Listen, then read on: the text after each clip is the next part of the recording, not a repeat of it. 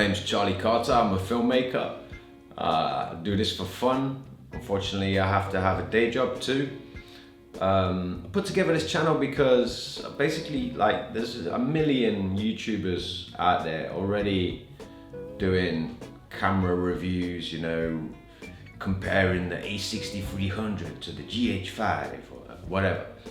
So I'm not gonna do that. What I'm gonna do in this channel basically is I'm gonna show my work, and then I'm gonna explain how I did what I did.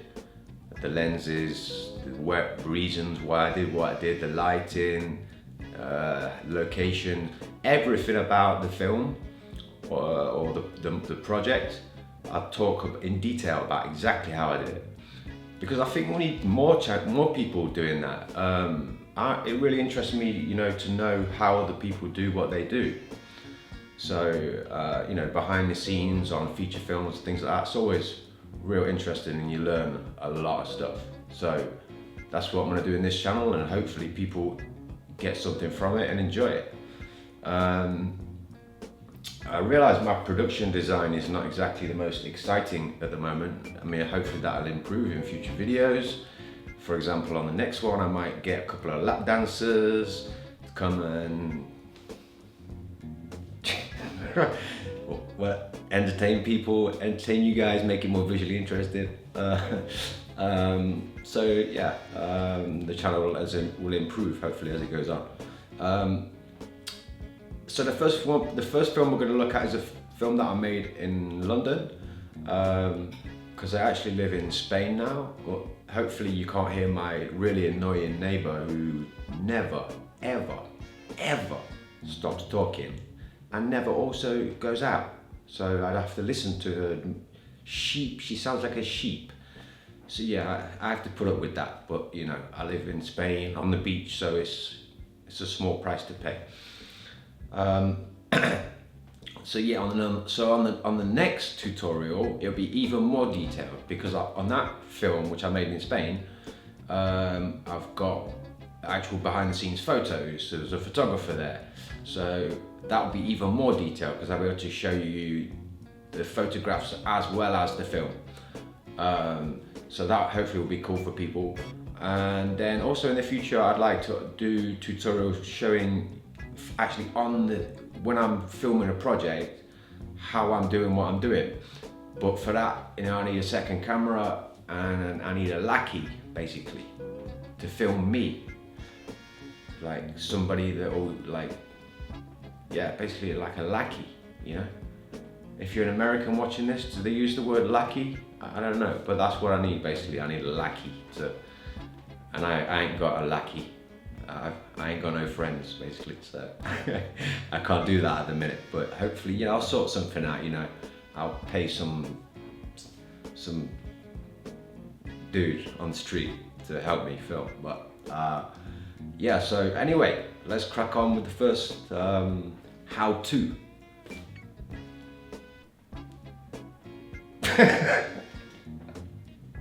Okay, so let's get the basics out of the way. This whole film was shot on a Panasonic GH2, which I bought for about 350 quid. I also had a Panasonic 25mm f1.4 lens, a Leica lens, and I also had a 14 to 45mm lens, and that's it. And this was a cheap slider, it was like 80 quid. All of these shots, I went to London really early to Canary Wharf, obviously because there's no people in there, and I had to go there about 10 times to get these shots. These push-ins here that you see just done in the editing suite, and obviously the slider shots are the slider shots. And like I say, I had to go there about 10 times just to get enough shots where there was no people. This shot of the bus here, this is nicked off YouTube from with London riots. And then we got introducing our actor. Again, this YouTube shot. This is just a handheld push-in that I did. It just goes to show you don't really... IBIS is overrated in my opinion, because the GH2 obviously does not have IBIS. I was just really steady with my hands. Again, slider shot introducing the second location, or the location, this was actually a hotel in London this was the only money that I actually spent on the film, which is a great location. There's just two lights in this, two soft boxes, like cheap soft boxes that you buy off Amazon, you know. Most of this, obviously, I'm using the 25mm f1.4. This is all handheld again, so you can see it's fairly steady, you know. IBIS is great and everything, but you don't need it. Because the 25mm f1.4 doesn't have stabilization. So we've got our actor here doing his thing. Great actor. This is all 25mm f1.4. Like I say, just two cheap softbox lights, nothing special. And there's literally 4 people that made this film. There was me, who did practically everything, and then there was an assistant director who was great. And then I hired a sound guy. Actually, 5 people. I hired a sound guy because professional sound is critical. And then there are obviously 2 actors. So yeah, 5 people in total. And this is all graded in Magic Bullet looks, which is all I know how to use at the time, you know. Slapping a look on there. This is a great location in Hampstead Heath. This is the only location that I actually got permission to film because I didn't want to get kicked off. All the rest of the shots you see in the underground and whatnot, I didn't get any permission for that. I was just out there filming with literally the GH2 and a little mini tripod. Tiny little Manfrotto tripod. They're awesome. So yeah, I got permission for this place, luckily, from London, City of London. I spoke to a nice Cockney bloke there, and he gave me the permission. Again, this is all the 25mm f1.4 with a neutral density filter on there, obviously, so I can get down. I think I was shooting at about f2.8 here, and then with the neutral density filter, obviously, because even though it's England and it was grey skies, it was still way too bright for f2.8, even on a micro four thirds camera. So yeah, highly recommend variable neutral density. I use a Tiffin now, but I think I had a even cheaper one at the time. This was all really cheap equipment, you know. So, and I'm really happy with the results. As you can see, the quality is fairly good for a £350 camera. So anyone thinking of running out and spending £2,000 on a camera for their first camera, you must be crazy. So yeah, this scene between the 2 actors is really good here. There's like 3 setups, I think, from memory. 3 different angles that are edited together. So yeah, nice scene.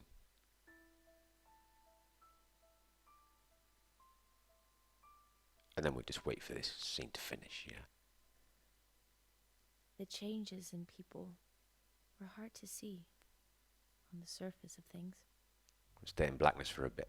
Okay, and I'm now filming on the underground. Like I say, I didn't have any permission. I'm just filming a bunch of people here. I put them out of focus on purpose, obviously, because I didn't want to cause any offense to anybody. I do like my shallow depth field, I must admit. This slow-mo is actually, obviously the GH2 doesn't do 1080 slow-mo, but I actually recorded in 1080 and slowed it down, which is a big no-no. You know, I'm recording 24 frames a second at 1080 and then slowing it down, which you shouldn't really do, but I did, and it doesn't look too bad, you know. It doesn't look too offensive.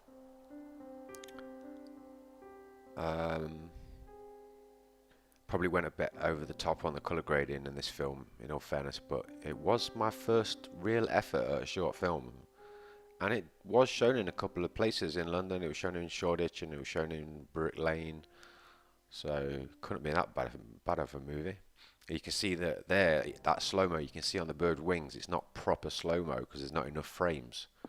But I didn't care because I needed it slowed down. Overusing the slider again in this film because I'd only just bought it, but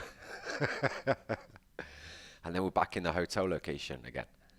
So I do like this shot on the slider. I really do like.